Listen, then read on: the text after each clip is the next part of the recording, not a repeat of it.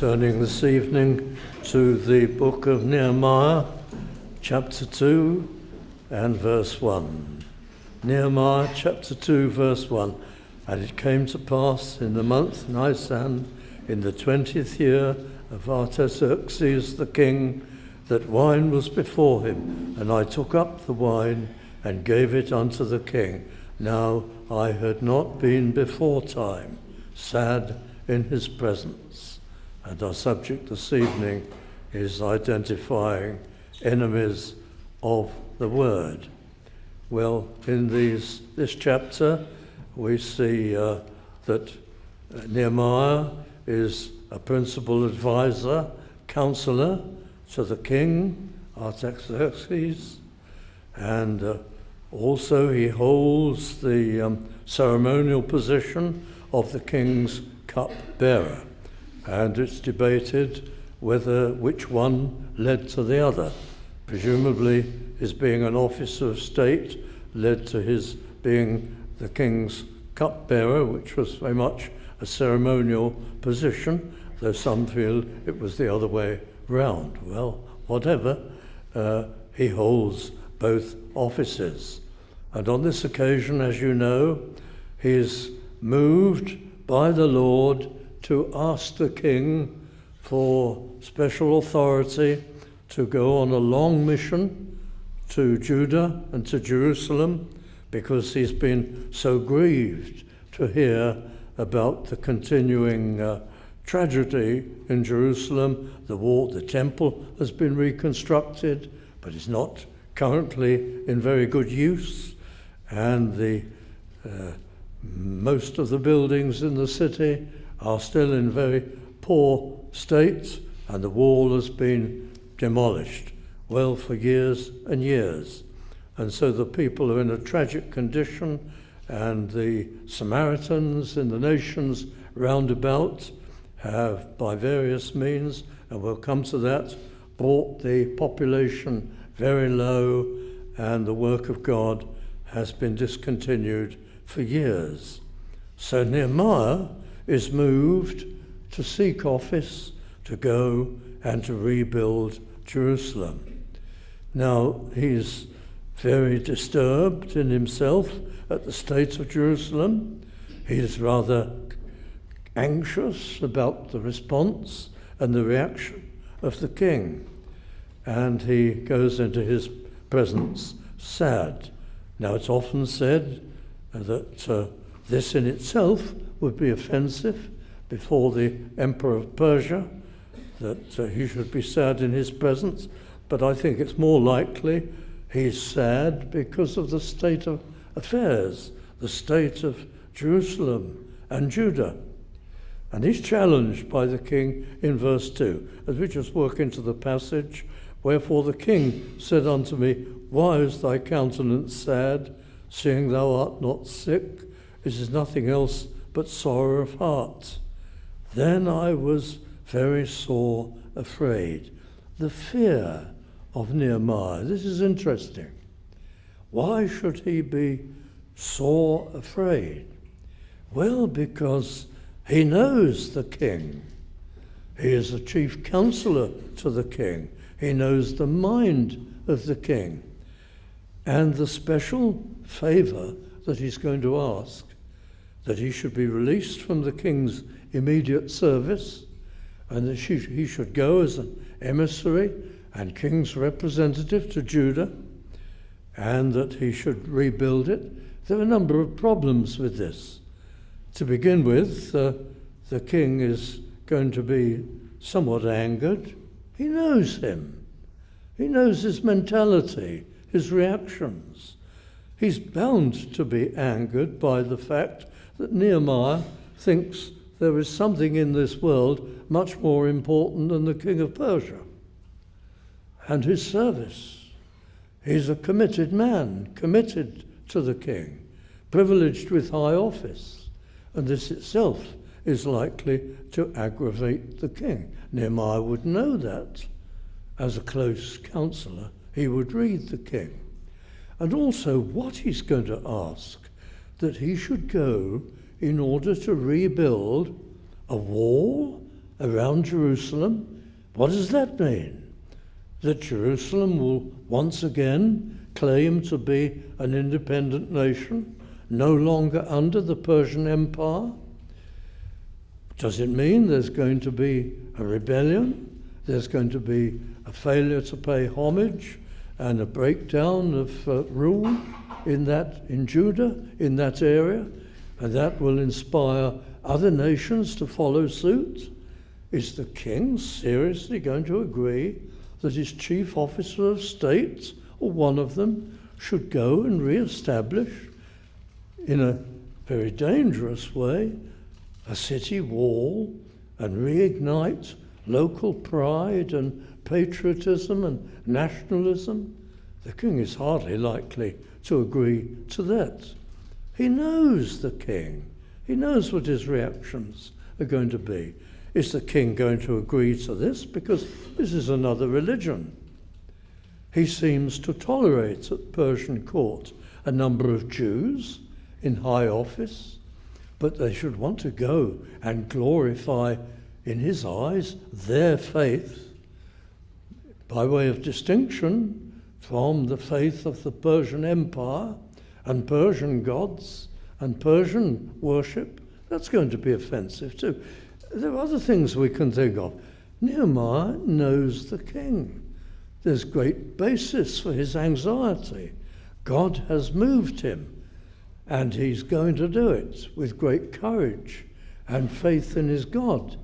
But at the same time, he's a human being, and he knows the king only too well. And so he's very anxious about this. So we put ourselves in Nehemiah's shoes. And the servants of God so often are called to do things which place them in great danger, or unpopularity at least. And they do have to go forward by faith and obey the Lord. So that's the fear of Nehemiah. It isn't something trivial, simply that the king would be displeased, that he looked unhappy in his presence. There are much bigger things behind it all. And verse 3, here's the approach to the king. And I said unto the king, let the king live forever. Why should not my countenance be sad when the city, the place of my father's sepulchres? You must understand us. I am a Jew, I'm an Israelite, and all my forebears are there in that city. And I see now that it's in such a tragic condition. It's a very good way of putting it to the king and softening matters. He's careful, he's polite, he's got to be bold, but he doesn't abandon courtesy and care. And he summons the king to see it from his point of view. His entire background and links are there, and the gates thereof are consumed with fire. And the king says unto him, verse 4, for what dost thou make request? Come to the point, he almost says. Tell me straight away, what are you asking for? Well, the anxiety is still there. And so at the end of verse 4, the great example that we often point to of emergency prayer. So I prayed to the God of heaven, and I said unto the king. And we're all in that position sometimes of needing to pray in an emergency. But this brief prayer, this emergency prayer, should come up in our lives constantly, many times perhaps in a day. Certainly every time you have an opportunity to witness, there's an emergency prayer before you launch out. Or when you're doing something that involves any kind of danger or difficulty, as a Christian, even a journey, you commit it to the Lord in prayer. Under pressure, under trial, under temptation, commit it to the Lord in prayer. So I prayed to the God of heaven, and I said unto the king. And here again, Nehemiah is very polite. Point number 1, if it please the king, if it's good in your sight, subject to your needs and your bidding and your will, you are the king. And secondly, if thy servant have found favour in thy sight, if my work for you has commended itself so that you're ready to trust me. Nehemiah is conscious of those two things. The king is the king, and he has to be respected. And also he has to earn favours from the king. Then he comes to the point that thou wouldst send me unto Judah, unto the city of my father's sepulchres, that I may build it. He wants to carry the king's seal. He wants to go under the protection of the king's authority. He would like the king's direction, and he would like the king's help. And verse 6, the king said unto me, the queen also sitting by him. That's not Queen Esther, by the way. Queen Esther was the queen of the preceding king, Ahasuerus, and the stepmother of the present king of Persia, Artaxerxes. The king said unto me, the queen also sitting by him, for how long shall thy journey be? Well, the answer is not recorded. Nehemiah simply says, so it pleased the king to send me, and I set him a time. But we know that the time was 12 years. Whether that was the term he asked for, or whether he asked for a shorter term and requested from Judah to have it extended, that we're not given those details, but it turned out to be 12 years that he was in Jerusalem in Judah. Verse 7, moreover I said unto the king, if it please the king, let letters be given me to the governors beyond the river, that's the river Euphrates, that they may convey me over till I come into Judah. And a letter unto Asaph, the keeper of the king's forest. Was that the forest of Lebanon? It's generally assumed so, though some people believe there was a great royal park that belonged to the king of Persia down in the region there, and that had very special timber grown, and he wanted to take from there. But there's no way to resolve that dispute. But this is the request, that he may have permission to be given timber for beams for the gates of the palace which appertained to the house. That was a fortress which was there in Jerusalem next to the house of God, but it needed to be rebuilt. It's the very fortress which, after the developments of Herod, became the fortress Antonia. And the Apostle Paul, you remember, was imprisoned there. But this is its predecessor fortress or citadel, which was adjacent to the temple. If that was going to be built. And for the wall of the city, what would they have used huge timber beams for? No idea. But they were needed, either for the gates or as part of the wall itself. And then for the house that I shall enter into, unless we should imagine that Nehemiah is going to construct for himself a tremendous house for which he needed a special amount of timber. This would be the center of administration. This would be the government building of Jerusalem. There apparently wasn't one. So the house that I shall enter into would not just have the rooms where Nehemiah would live, but it would be the center of administration for the whole of Judah. And the king granted me according to the good hand of my God upon me, the sovereignty of God. And always, both Ezra before and now Nehemiah are careful to mention this.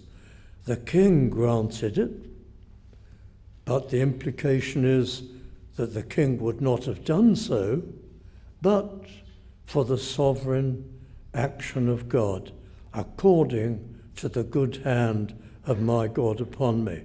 Well, the book had begun in prayer. Chapter 1, the bulk of it, is Nehemiah's wonderful prayer.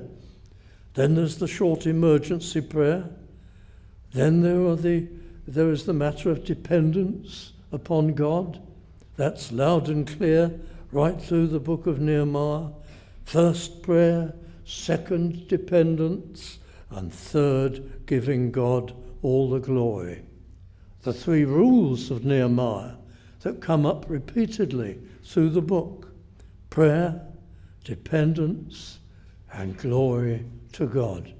This is a good motto for us in every age.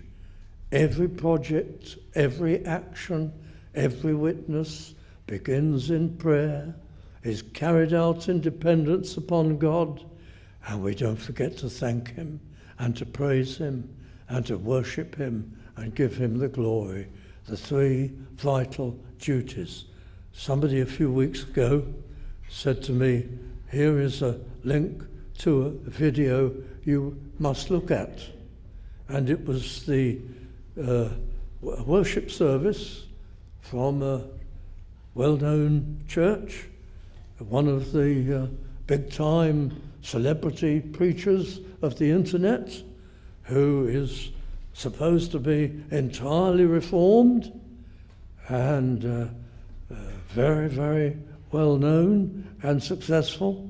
And it was a worship service with a message part on it. Well, for various reasons, he wanted me to watch this and see this. But when I did so, it was rather alarming. It began with the preacher not calling to prayer, no invocation, no call to worship, nothing like that. In fact, no reference to God at all. The preacher came onto the platform to thunderous applause, if you please.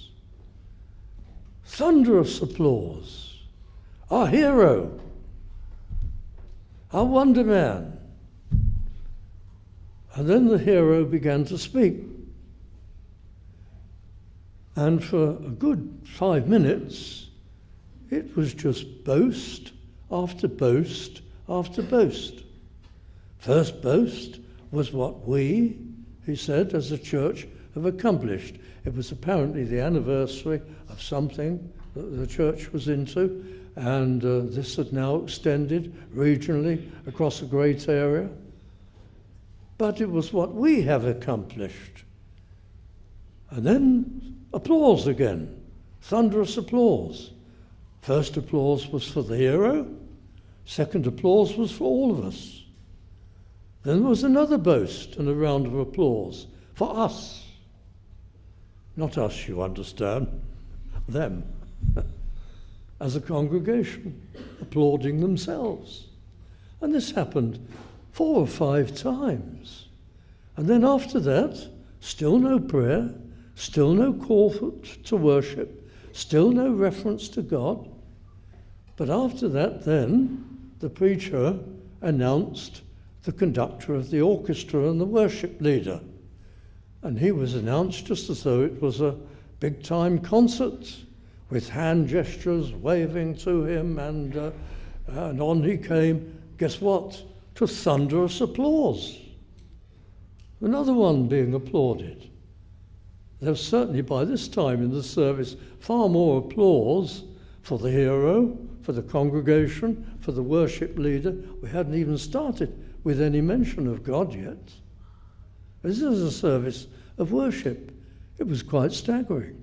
And then the congregation rose to sing about 4 hymns, a very galloping pace, with this large orchestra with a very, very loud percussion section banging out the timing as though it was rock rhythm. Not quite the same, but just as loud. And they were enjoying themselves. And the cameras looked at the congregation I noticed that all the men had one hand in a pocket, and very, very casual, and you couldn't see their mouths moving. They weren't making much noise. The choir and the professionals were making all the noise. This was worship, reformed worship. And you go back to Nehemiah. You start with prayer, you depend upon the Lord, you glorify him in everything you do. Well, why am I talking about this? Dear friends, keep your eyes open. Some people may call themselves conservative Christian and reformed, and they may even preach many true things, but their practices have completely abandoned the biblical standards of truth and worship. It's just nothing like a service of worship where you start with the Lord and he is everything. And we have to stick to that. We have to be earnest and sincere and feelingful and true to him in worship. But this motto of 3 things runs through the book of Nehemiah, and we'll come across it repeatedly. Verse 9, then I came to the governors beyond the river and gave them the king's letters.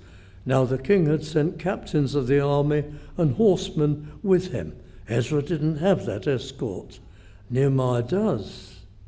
And but then verse 10, when Sanballat, the Horonite, Sanballat is a Babylonian name. Horon is a city or a town in Moab. So you could read there, Sanballat the Moabite, traditional enemies of Israel. This is what were being known as the Samaritan nations round about. He was the governor, the Persian governor of Samaria. When Sanballat the Horonite and Tobiah the servant, that's interesting. Why is he called that? Tobiah the servant. You could say the slave, because he wasn't a slave now, but that's how he'd started. He was a slave or a servant. Tobiah was obviously very clever, and he'd gone up in the world. And now he was, there's a difference of opinion. Either the governor on behalf of the Persian Empire of the area east of Jordan, or he was the chief administrator and secretary to Sanballat. It's a bit difficult to read which he was as the text goes on, but he held high office, and he was a great hater of the children of Israel. When Sanballat the Horonite and Tobiah the servant, the Ammonite, another traditional enemy of Israel, heard of it, it grieved them exceedingly that there was come a man to seek the welfare of the children of Israel. Of course it grieved them. Why? They had their way.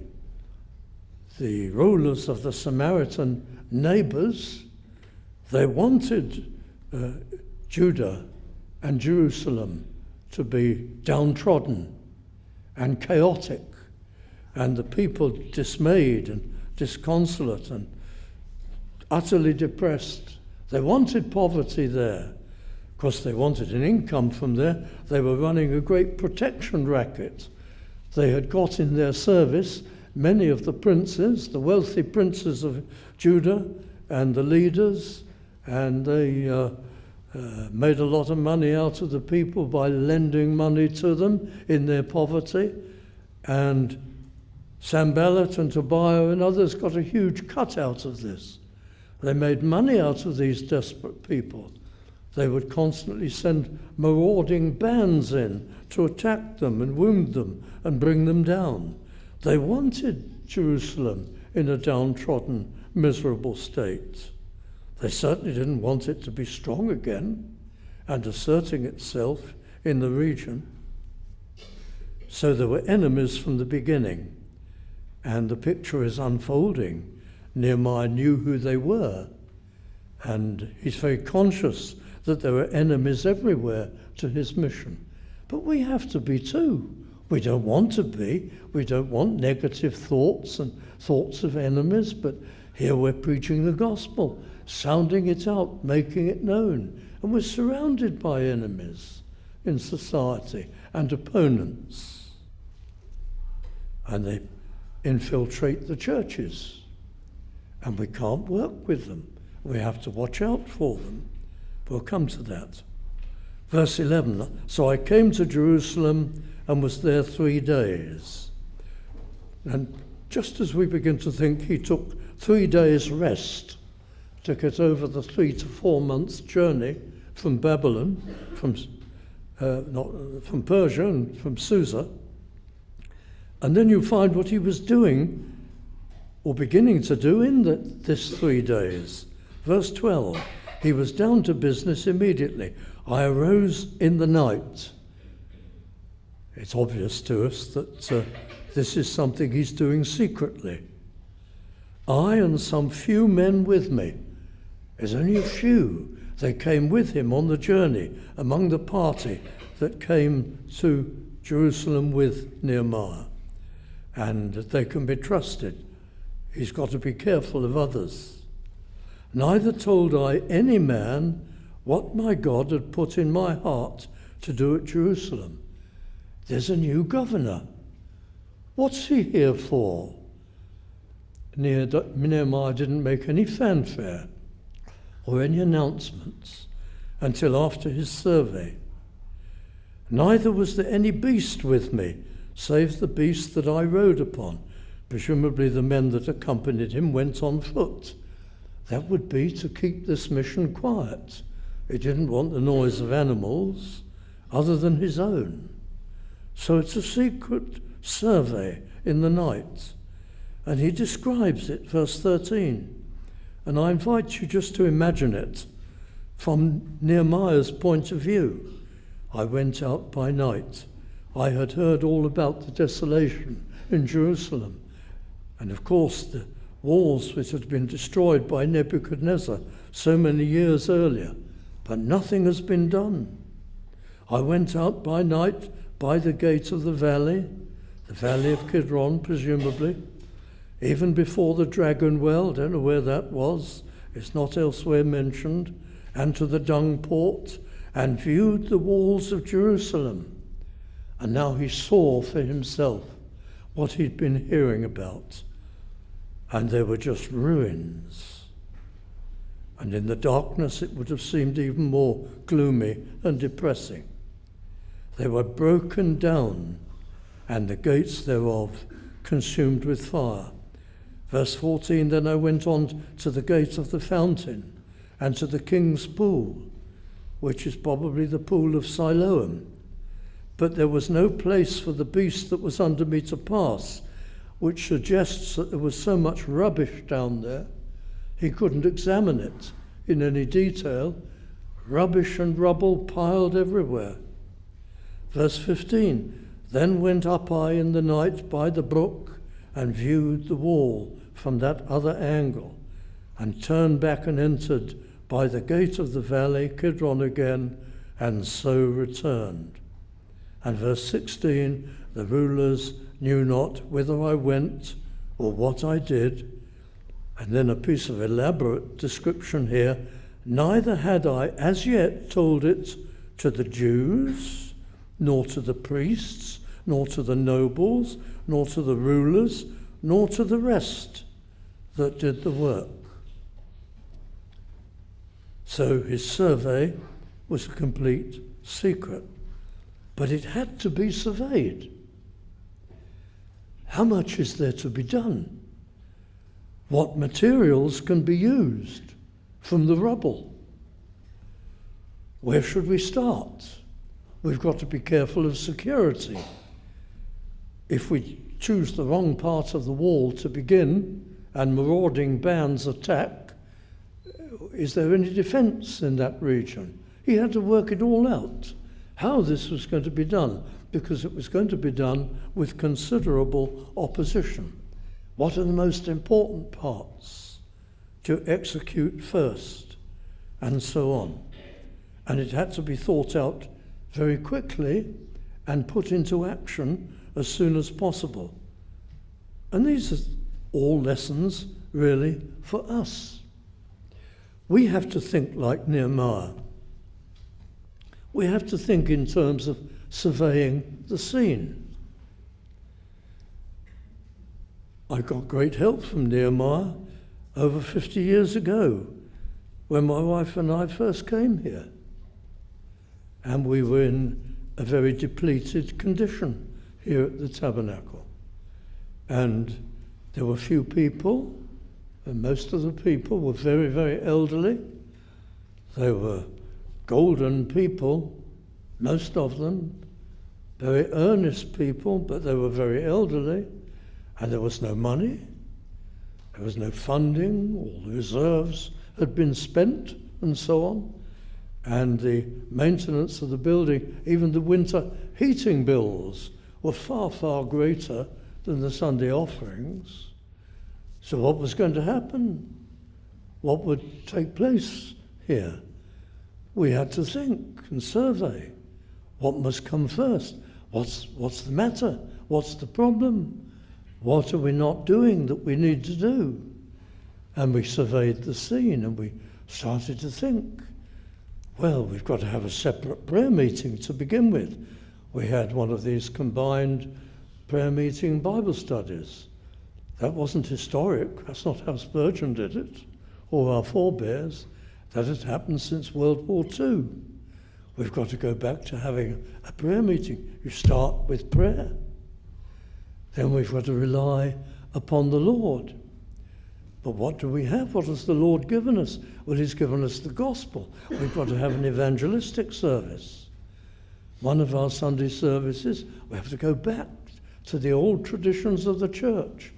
One of our Sunday services must be an evangelistic service.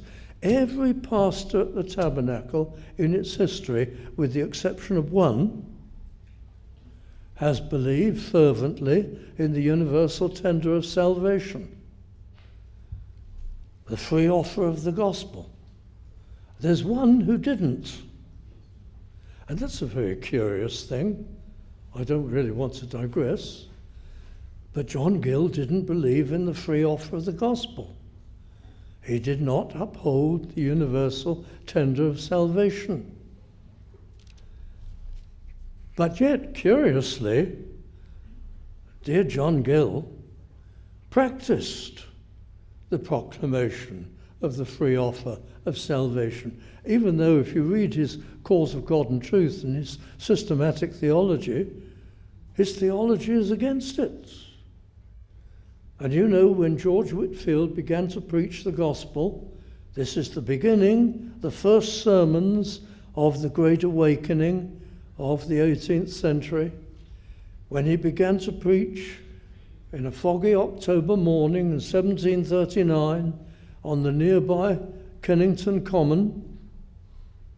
Do you know who his greatest supporter was? And he was preaching the free offer of the gospel like nobody else knew how. His greatest supporter was John Gill.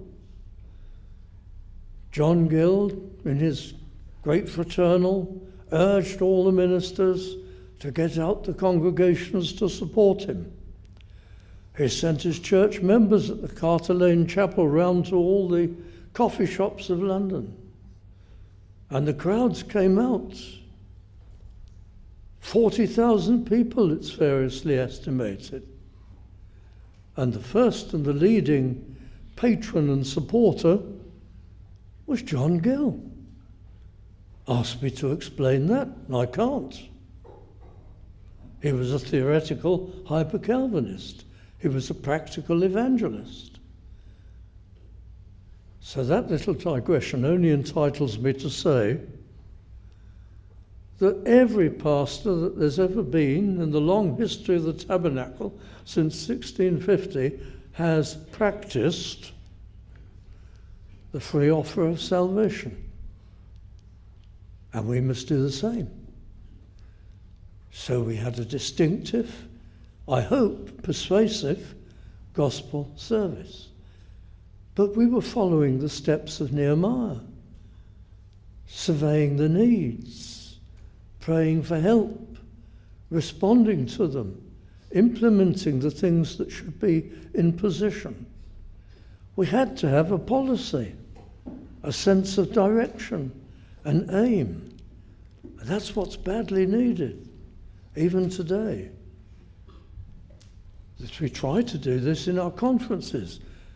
Our long history now of schools of theology annually and various things, we touch on issues, matters that are concern.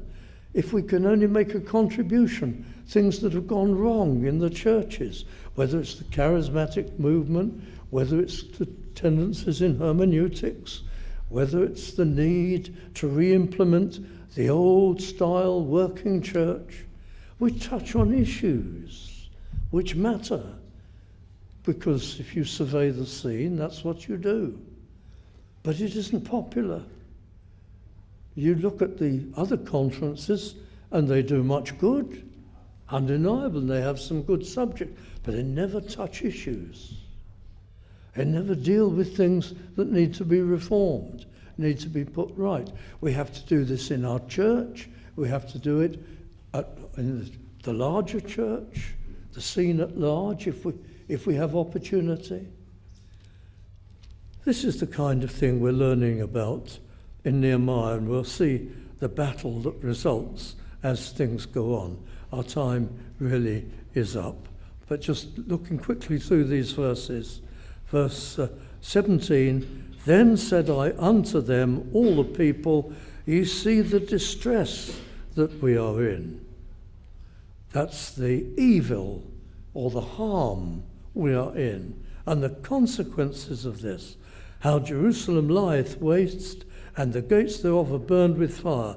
Then the great invitation. But I'm sure this took a good many words to say. Come, and let us build up the wall of Jerusalem, that we be no more a reproach. A cause of shame is the meaning of the Hebrew word. Reproach, a cause of shame. Shame to the Lord, that the city of the Lord, from which emanates the teaching of the word of God and the worship, is a broken down, trampled underfoot city in poverty and a disgrace to the world.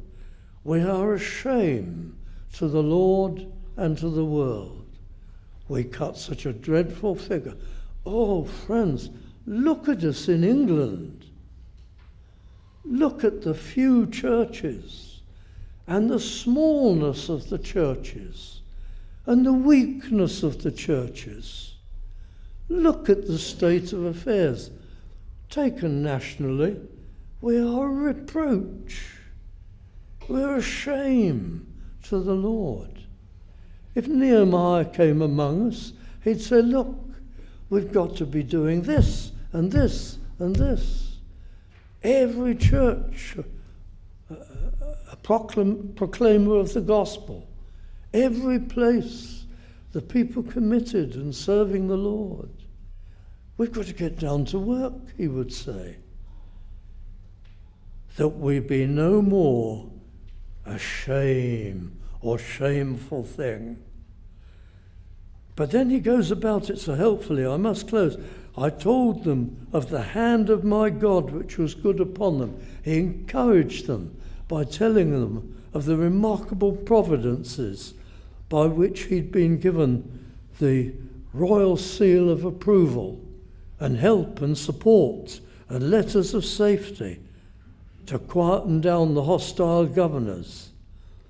And when they heard this, they said, let us rise up and build. So they strengthened their hands for this good work. Sanballat, Tobiah, and Geshem the Arabian laughed us to scorn. You can't do it. These have been ruins now for 150 years. What are you going to do? You can't do it, you weak and feeble Israelites, Judahites. and despised us and said, "What is this thing that ye do? Will ye rebel against the king?" This was going to be their political direction. You only want to build those walls and strengthen your country so that you can declare unilateral independence from Persia and set up a rebellion. That's what they're going to say against him. And verse 20, "Then answered I them and said unto them, The God of heaven, he will prosper us. Therefore we whose servants will arise and build. But ye, the Samaritans, have no portion, nor right, nor memorial in Jerusalem." He's going to practice biblical separation from anyone who would hinder the work of God. And that's really introductory to the whole story, which begins to unfold with so much cunning and so many surprises from the enemies of God.